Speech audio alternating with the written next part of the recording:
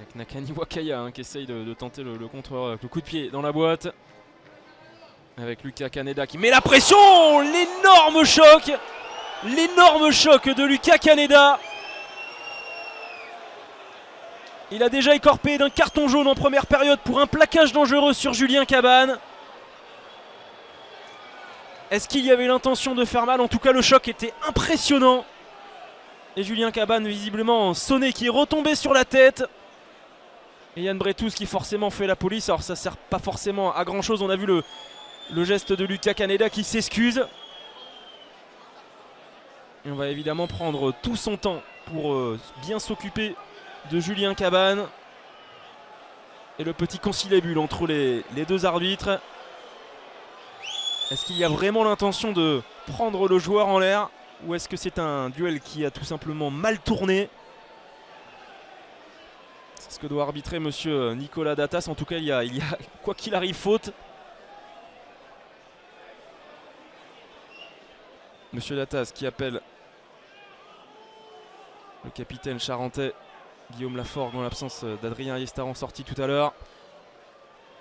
Et les explications à Lucas Kaneda. Et c'est un carton rouge. Carton rouge pour l'ailier argentin de Soyo-Angoulême. Il le sait, Lucas Kaneda.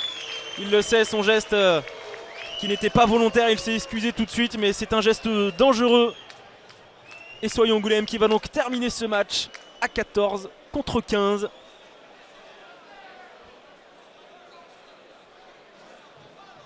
Et Lucas Kaneda qui avait déjà écopé d'un carton jaune en première période dès les premières minutes de jeu.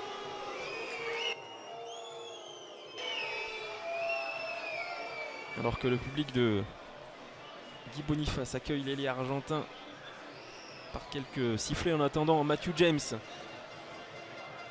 trouve une jolie touche sur les 22 mètres alors que Julien Cabane a repris sa place dans les rangs montois. Il est bien secoué, c'est un petit format Julien Cabane, mais à chaque fois il se relève. En tout cas le choc était impressionnant. Et on fait tourner du côté de Soyo-Angoulême avec toute la première ligne qui sort.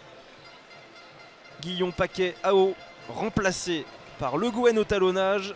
Et il sera encadré par Robin et Alavatao.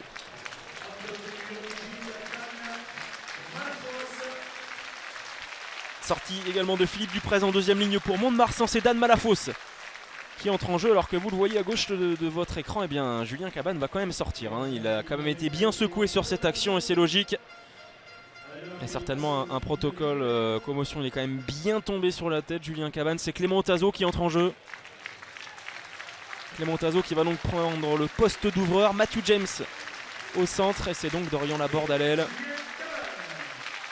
Et les applaudissements de Julien Cabane